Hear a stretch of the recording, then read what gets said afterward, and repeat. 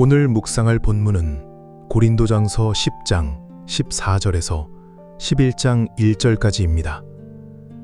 바울은 우상의 제물을 먹는 문제를 우상 숭배와 같은 맥락에서 언급하고 있다. 우상 숭배는 가급적 멀리해야 한다. 우리는 모두 주님의 성만찬에 참여한 자들이기 때문이다. 성만찬은 주님의 피와 몸을 함께 나눔으로써 참여자 모두가 하나됨을 확인하는 예식이다. 유대인들에게 있어서 식사는 단순히 음식을 먹는 것만을 의미하지 않았다. 그들은 식사를 통해서 동질감과 친밀감을 확인하고 서로가 한 울타리에 있는 우호적 존재임을 확인하는 의미가 내포되어 있다. 한마디로 말해서 한 식구이고 한 편임을 보여주는 것이다. 어디 유대인만 그러한가? 우리도 마찬가지이다.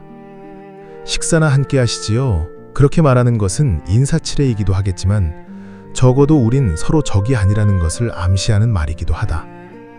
우상 제물을 함께 먹고 마시는 것도 이와 다를 바가 없다. 우상 숭배의 제물을 먹고 마시는 것은 우상과 그 숭배자들과의 연합과 교제를 의미한다. 우상은 아무것도 아니지만 우상 숭배 제의에 동참하는 것은 그 배후에 있는 악한 귀신과 교제하는 것이다. 그러므로 귀신의 식탁에 동참하는 것을 조심해야만 한다. 하지만 참 아리송하고 어렵다. 당시 고린도 시장에 내다 파는 고기들 대부분이 우상에게 바쳐진 것들이었다. 사실 우상은 아무것도 아닌 허상이기에 모든 것을 먹을 자유가 있는 게 사실이다. 그래서 바울도 얼마든지 우상 제물을 먹을 수 있다고 말했다. 그러면서도 우상 제물을 먹는 일에 동참하는 것은 조심하라고 한다. 어느 장단에 맞추어야 할지 모르겠다. 이렇게 하라 저렇게 하라는 식으로 똑 부러지게 말을 해주지 않으니 어려운 것이다. 여기서 바울은 두 가지 분명한 원칙을 제시하고 있다. 하나는 나보다 다른 사람을 우선적으로 고려하라는 것이다. 시장에 나오는 음식은 굳이 출처를 확인하려 하지 말고 무엇이든 다 먹는 것이 좋다. 모든 게 주님의 것이기 때문이다.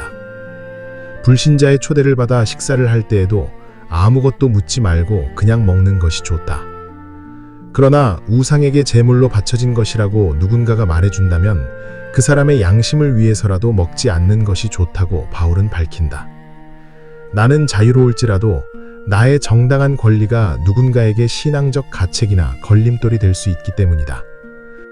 모든 것을 다 할 수 있다고 해서 모두가 유익이 되는 건 아니다. 모든 게 다 허용된다고 해서 모두가 덕이 되는 것도 아니다. 이러한 원칙을 가지면 상황에 따라, 형편에 따라 사람들에게 거침이 되지 않도록 살아갈 수 있다. 그러므로 이 원칙은 정말 중요하게 여겨진다. 나도 얼마든지 주님이 주신 자유를 누리며 살 권리가 있다. 하지만 목사로서 나는 그렇게 살아서는 안 된다. 언제나 타인들을 우선적으로 고려하는 삶을 나는 살아야만 한다. 믿음이 어린 성도들을 위해 또는 건덕을 위해 내 자유를 기꺼이 제한할 수 있고 포기할 수도 있어야 한다는 말이다. 그래서 아내에게 미안한 마음이 참 많다. 아내 역시 늘 타인을 고려하며 살아야 했기에 내 삶이 없었다. 옷 입는 것도 그렇고 자칫하면 화장도 얼마든지 시비거리가 될 수 있으니 말이다. 목회자의 아내로 이렇게 평생을 살아오게 한 것이 그래서 미안한 것이다. 하지만 나보다 다른 사람, 내 식구보다 공동체 식구를 더 우선으로 배려함으로 그들의 신앙생활에 힘을 실어줄 수만 있다면 이러한 제한과 포기는 분명 가치 있는 일이라 확신한다.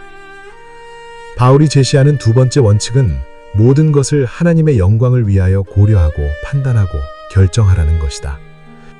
음식을 먹는 문제도 그러한 원칙 하에서 판단하라는 것이다.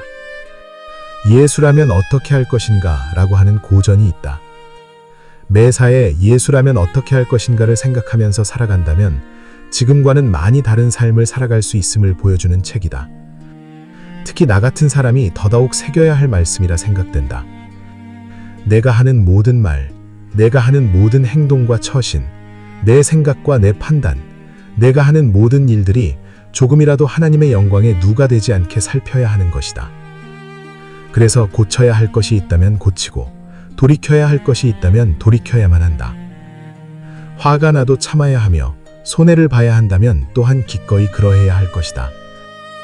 하나님의 영광을 위해 포기해야 할 것이 있다면 언제든지 자원해서 그리해야 할 것이다.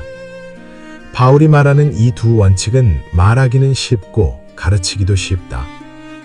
하지만 내 삶의 현장에서 구체적으로 실행해 나가는 것이 여간 어렵게 느껴지는 게 아니다.